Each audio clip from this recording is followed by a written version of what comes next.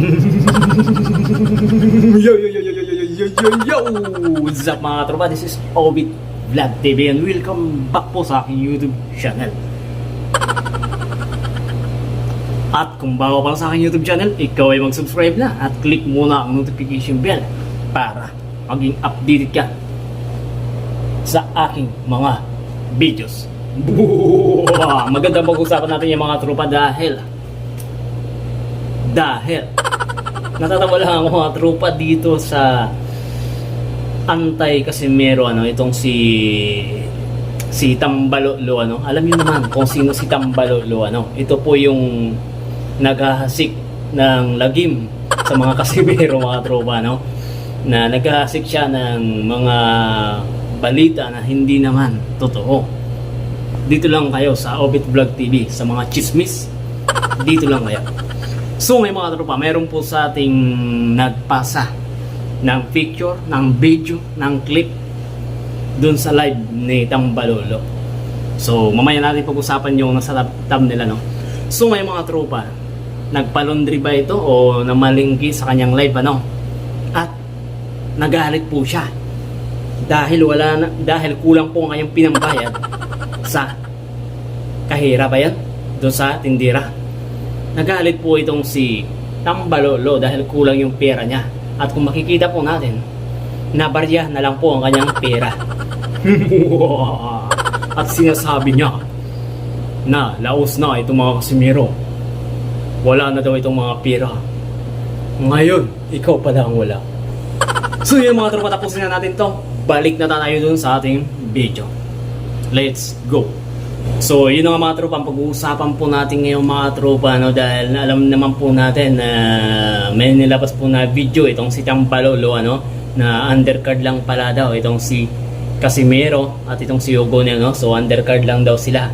So ngayon mga tropa, ito po yung totoo, dahil nakausap po mismo ni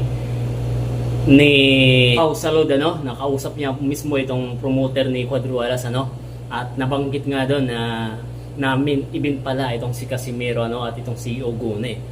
So hindi pala totoo mga tropa na undercard, dahil doon po talaga ay talagang sinabi po ng promoter ni Casimero na main event po itong sila. So yun mga tropa, yun po ang totoo, dahil si Pau Salud na po ang nagsabi nun. Okay? At isa pa mga tropa, marami din po nagsasabi yung mga OFW na nando sa Japan na ubusan na po ang ticket sa laban ni Casimero at versus dito kay Ogone. So yun po ang totoo mga tropa, So at meron pong good news mga tropa, dahil meron pong malilibre na mga kababayan natin na nando sa Japan, nagtatrabaho, lilibre po sila ni Idol Casimero ng ticket para makapanood lang sa laban ni Idol Casimero. Dahil marami pong nagre-request na kung pwede daw sila bigyan po ng ticket, ng free ticket ni Idol Casimero. So yun po, pinagbigyan po sila ni Idol Casimero na manood sa laban niya, dahil alam po natin na maganda po ang ipapakitang laban ni Idol Casimero para po yan sa atin sa bansang Pilipinas po. So magbibigay po ng karangalan na ang ating angas ng Pinas, General Casimero.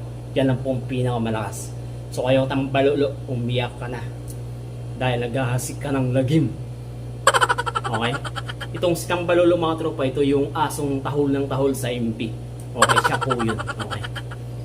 So yun ang mga tropa, na fake news po yung mga inilalabas nila Tambalolo na undercard lang daw itong si Idol Casimero. So hindi po yan totoo. Okay? Dahil ang totoo po, main event po sila. Okay? At patunay, at mayroon po nagpatunay yung isang Pilipino na nakakasama po ng promoter ni Idol Casimero. Yung Pilipino po nagsabi, yung mataba, na ubusan na po ang ticket. So, Tambalolo, anong masasabi mo dito? Dahil ang daming gustong mapanood ang laban ni Idol Casimero.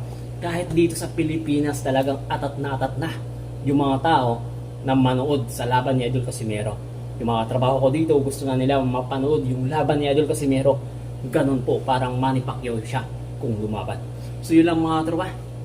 Kung hindi ka pa nakasubscribe, please subscribe na. Baka naman. So yun lang. Peace out. Quadruals lang. Pinakamalakas. Brr.